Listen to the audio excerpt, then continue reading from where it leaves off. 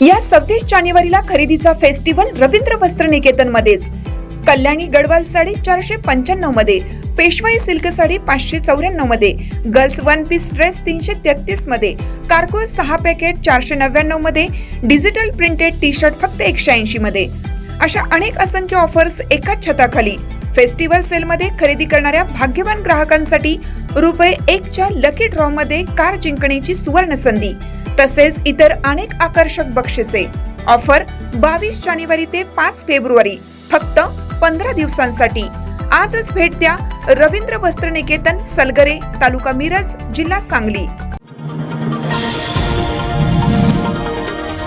जिल्ह्याने नशामुक्त अभियानात मोठी कामगिरी केली आहे. या कामगिरीची दखल मुख्यमंत्री देवेंद्र फडणवीस यांनी घेतली असून नशामुक्ती अभियानाचा पॅटर्न आता संपूर्ण राज्यात चालवण्यात येणार असल्याची माहिती पालकमंत्र्यांनी देत प्रजासत्ताक दिनी देशाला तसेच जिल्ह्याला वैभवशाली आणि संपन्न बनवण्यासाठी आपण सर्वजण कटिबद्ध होऊया, असे आवाहन जिल्ह्याचे पालकमंत्री चंद्रकांत पाटील यांनी केले.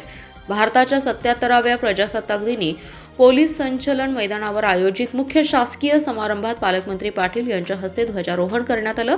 तदनंतर त्यांनी सर्व जिल्हावासियांना प्रजासत्ताक दिनाच्या हार्दिक शुभेच्छा देऊन संवाद साधलाय. यावेळी ते बोलत होते.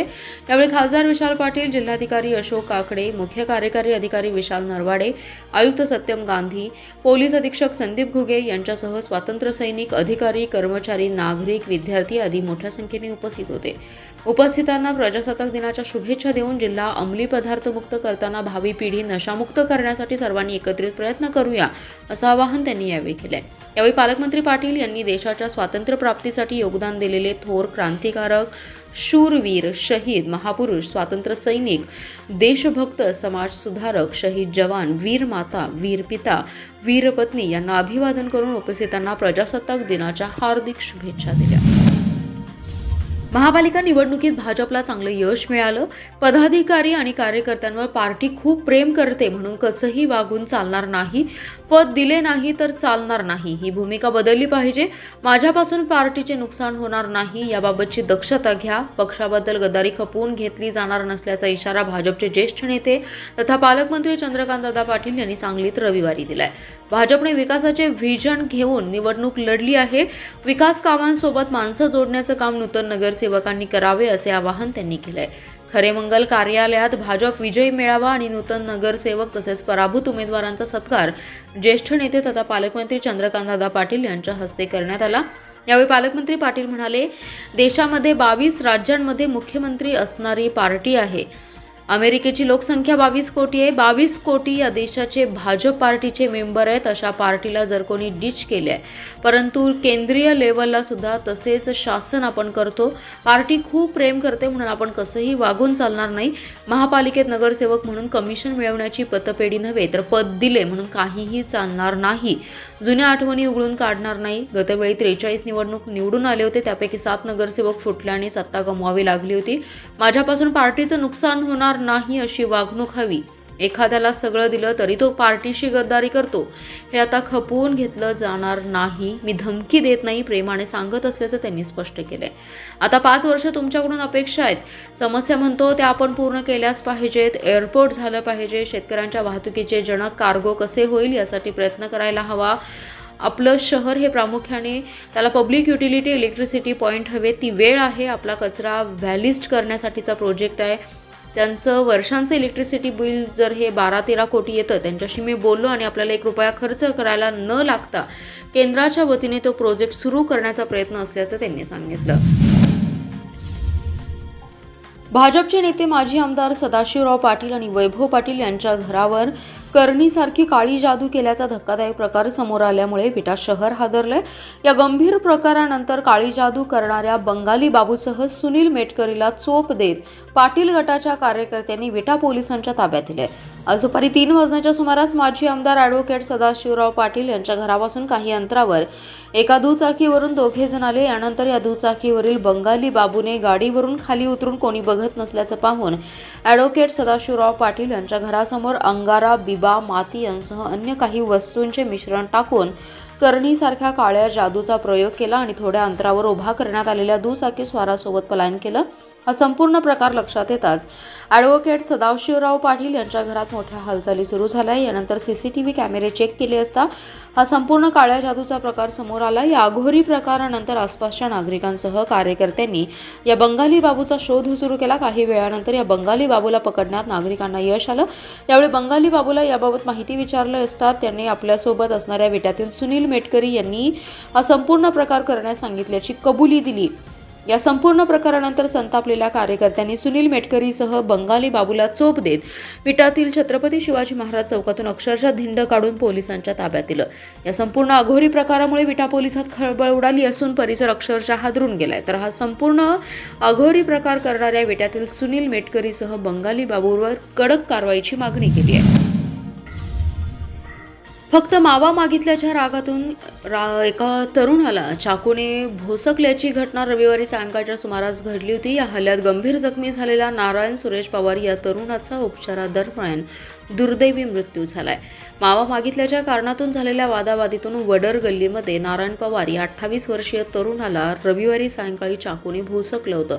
त्याच्यावर सांगलीच्या शासकीय रुग्णालयात उपचार करण्यात येत होते, मात्र उपचारादरम्यान त्याचा मृत्यू झालाय. नारायण पवार याच्या खून प्रकरणी सूरज उर्फ बिल्ला रामा पवार, कुणाल तातोबा जाधव आणि चंदू नाईक या तिघांविरुद्ध खुनाचा गुन्हा दाखल करण्यात आलाय.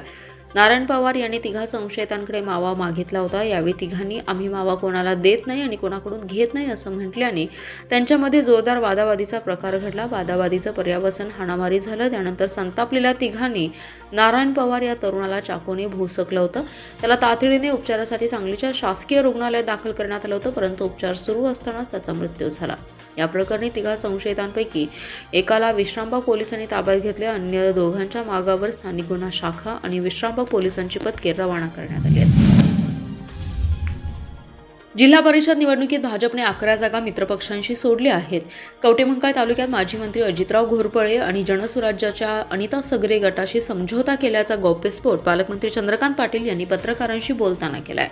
महापालिका नगरपालिका निवडणुकाप्रमाणेच जिल्हा परिषदेलाही भाजपला चांगले यश मिळेल. सांगलीत जवळपास 60% जागा भाजप जिंकेल असा दावाही त्यांनी केलाय. सांगलीत पालकमंत्री पाटील महापालिका निवडणुकीनंतर विजयी मेळाव्यासाठी आले होते. यावेळी त्यांनी पत्रकारांशी संवाद साधलाय. पाटील म्हणाले की राज्यातील अनेक महापालिकेत भाजपला मोठे यश मिळाले. शिवसेनेला सोबत न घेताही भाजपने एक हाती सत्ता आणली. त्याची पुनरावृत्ती जिल्हा परिषद निवडणुकीत होईल. सर्व सोंगट्या आम्ही सेट केल्या आहेत. सांगलीत जवळपास 60% जागा आम्ही जिंकू.